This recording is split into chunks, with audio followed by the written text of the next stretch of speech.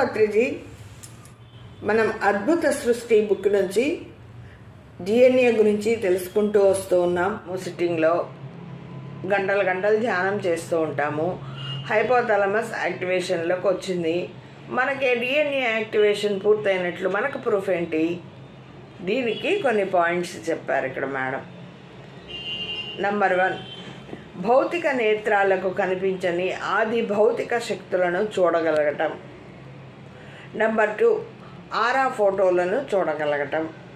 Number 3, శరీరంలో ఉత్పన్నమవుతున్న భావోద్వేగాలను ముందే గుర్తించి కంట్రోల్ చేయగలుగుతాం.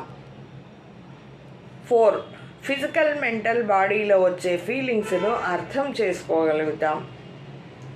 5,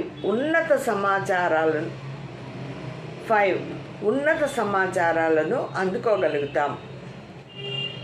6, కష్టాలను అధిగమించే మార్గం మనకే అవగతం అవుతుంది. మనకే తెలిసిపోతుంది ఆ కష్టాలు ఎలా పోగొట్టుకోవాలనే విషయం. 7, గత జన్మలను తెలుసుకుంటాం. ఇంతకుముందు జరిగిన జన్మల గురించి అంతా తెలుసుకుంటాం. 8, దివ్య నేత్రం యాక్టివేట్ చేయబడుతుంది. 3వ కన్ను దివ్య నేత్రం, 3rd ఐ ఓపెన్ అవుతుంది.